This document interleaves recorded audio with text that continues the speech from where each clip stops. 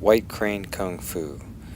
Legend has it was invented by a woman watching a crane defend itself from attack from either a snake or some other animal.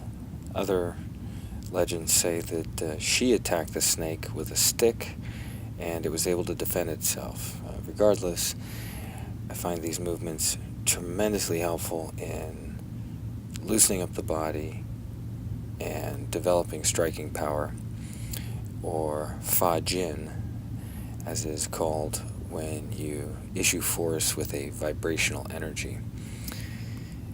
All that said, really what we're doing is we're practicing and repeating movements that open up the body.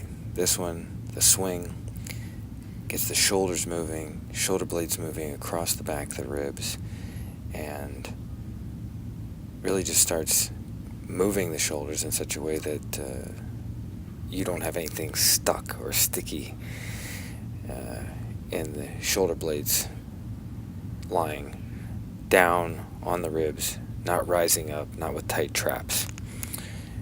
And there's a lot you can do with it. And we can go into that in other videos, but we're going to talk about each one of these movements.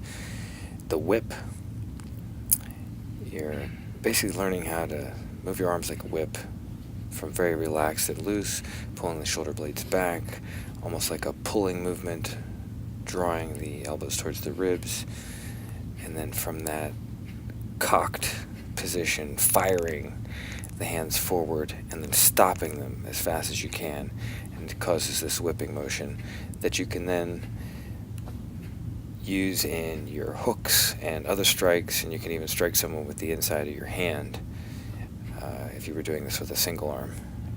But the two arms are used in a lot of these movements in order to kind of develop balance between the left and right side, as well as to mimic the movements of the crane.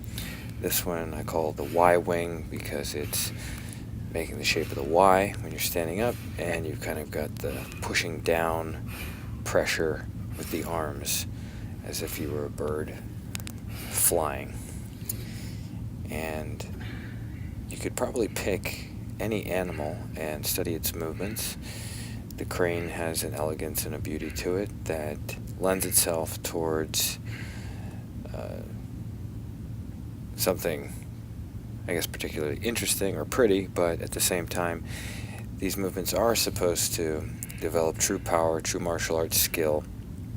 And what I find by doing these forms and these movements, standing and repeating them almost as if I was practicing a jab or practicing my boxing, is that these movements kind of get into your bones and into your body in such a way that your reflexes become a little bit faster, your timing becomes better, you link your body.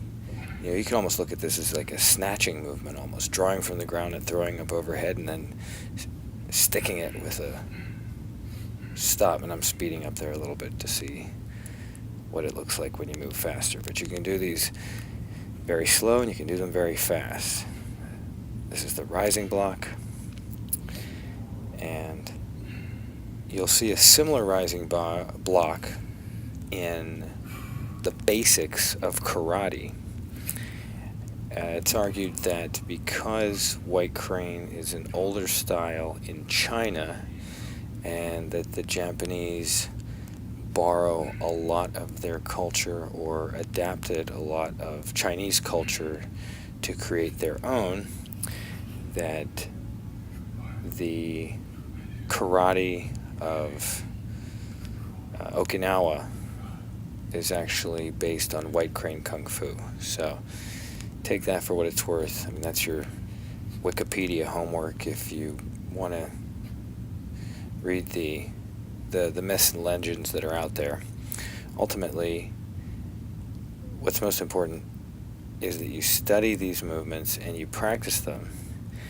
I believe I did about 25 reps in each one of these. Here's the triple whip. You're going shoulder height, shoulder width, neck height, neck width, eye level, and then hand strike.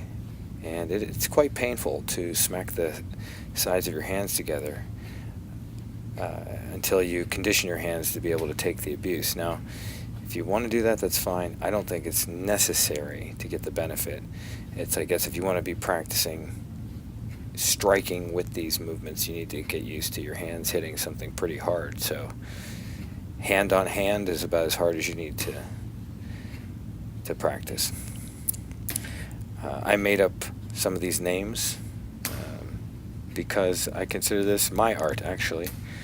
It's maybe even something you could say this is based on white crane, as opposed to being the absolute pure traditional white crane kung fu from southern China. This is an American martial art now, and it's being assimilated into my culture and therefore your culture. So I hope you're able to get something out of this, if even just the overall gist of what it means to move your body mimicking an animal form. And with a little bit of imagination, you could probably make up your own martial art. The test would be, where does it hold up? How well does it hold up? Can you step into the ring and fight with it? And I think we found time and time again that the MMA style of fighting is the most direct, most brutal, most real fighting, hand-to-hand combat that can be done in this day and age. It doesn't have to be artistic. It's really about being a powerful athlete. This defend whip, I was basically falling over at the end there, but blocking and throwing that single arm whip out. This one, the catch double, you catch and strike. It's as if you were catching somebody or grabbing someone's hand who was grabbing at your throat and then throwing a strike off of that. But as I was saying, this is an American martial art. This is my style. I did learn this. I have to give credit to where I learned it. I learned this from a wise man in the mountains of Virginia, and I think that he would appreciate it, that that's all the information that I'm willing to divulge on it, at least on a video. And yeah, the catch double. You can actually use this move, believe it or not, in jiu-jitsu. Someone's trying to choke you, you grab their hand and you pin their hand to you, and then you are able to manipulate their body because of their contact point with your body. So something to consider. That these movements, if just used or practiced in a bubble, don't necessarily mean anything. But if you can contextualize them within the broader scope of martial arts and of what they might be useful for, you will find that you can use them to develop skill. Just as this one here, these fast hands, moving my hands in and out in two planes of motion, your hands get quicker, and you'll find that a pencil goes to fall off the desk and you're just there, you grab it. Your reflexes improve, and you are attaining some level of ability that you didn't have prior to doing these things. And that's for me, that's the real proof in the pudding, and is that I did these things. How do I feel afterwards? This empty whip uses kind of a cat stance, a back-weighted empty stance. So we're going into that empty stance, drawing the hands in, drawing the elbows in, and then firing those whipping hands forward.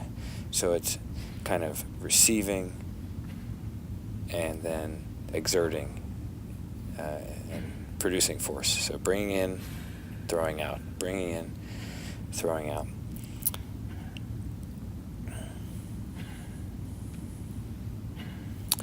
But yeah, to go back to the MMA fighting, I mean, really, MMA fighting takes the best distance fighting of Thai kickboxing style, kickboxing, Then they get into the grappling, and they take you to the ground, and then it's going to be some sort of Brazilian-style jiu-jitsu, and that's it. It's game over.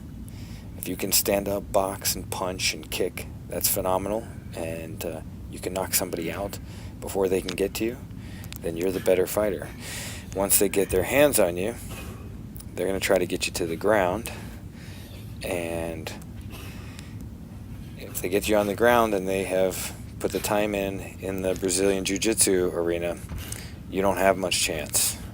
So I don't think I would ever claim that these arts, or at least the art of White Crane, is going to make you into an invincible fighter. But it will give you a very spry, whip-like, quick body that can move pretty well. And I'm a 40-year-old dude here, and I don't do these movements all the time, but I do stay in contact with them, and I check in with them, once every other week or so, and I'm still able to rip them here a little bit. And the more often you do them, of course, the better you're going to be. And this is number 11 of 12. And again, I'm throwing the whip. This is like a defensive movement, opening the hands, then drawing down to the ground, and then popping back up for another strike. And there's probably 100 different applications mixed into that one movement that you could dissect. And then the last one here, the drum hands. Not only is this just wonderful for your spine and your internal organs because you're getting a good sloshing around effect, I find that the blood flow to my hands and elbows is phenomenal. It's just like a really great feeling. And you're drumming like those drums in Karate Kid 2. And you're whipping from the center, and the hands are coming around. Looks pretty funky, but there you have it. Hope you guys enjoyed this video. Check out the next one.